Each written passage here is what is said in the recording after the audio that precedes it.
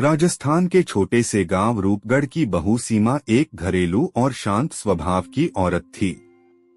वह अपने सास-ससुर, पति आलोक और देवर के साथ संयुक्त परिवार में रहती थी।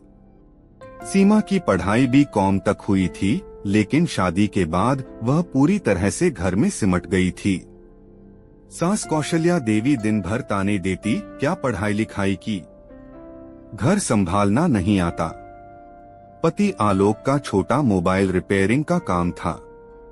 सीमा के पास सपने थे, लेकिन उन्हें कोई देखने वाला नहीं था। सीमा को सिलाई कढ़ाई और डिजाइनिंग का बचपन से शौक था। उसकी एक पुरानी डायरी थी जिसमें उसने सैकड़ों कपड़ों के डिजाइन बनाए थे। एक दिन दिवाली की सफाई के दौरान उसे अपनी वो डायरी मिलती है। वो उसे देखकर रो पड़ती है, क्योंकि वो सपने अधूरे रह गए थे। लेकिन उसी रात सीमा फैसला करती है, अब मैं अपनी पहचान बनाऊंगी।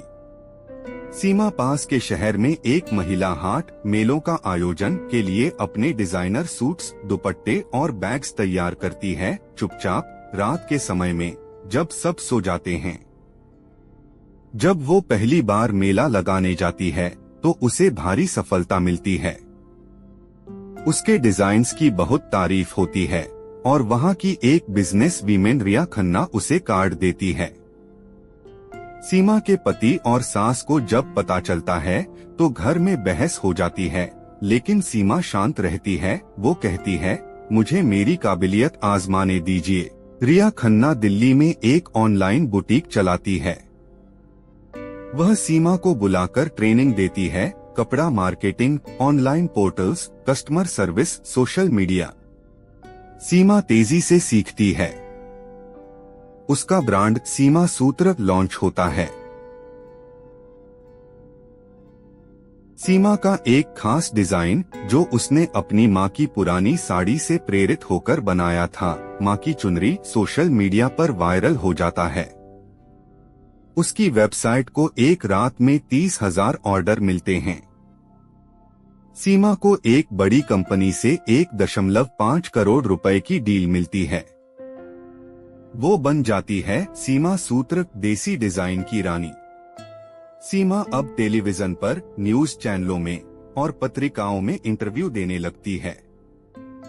उसे उद्यमिता पुरस्कार, महिला शक्ति सम्मान जैसे कई अवार्ड मिलते हैं। लेकिन सबसे बड़ा सम्मान उसे तब मिलता है जब गांव की लड़कियां उससे कहती हैं, दीदी हमें भी सिखाओ।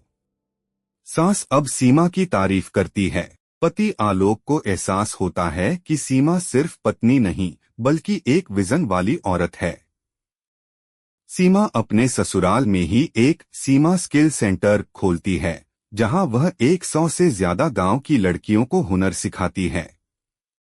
अब सीमा एक करोड़पति है, उसके पास अपना स्टूडियो, स्टाफ, कार, लेकिन उसमें अभी भी वही सरलता है।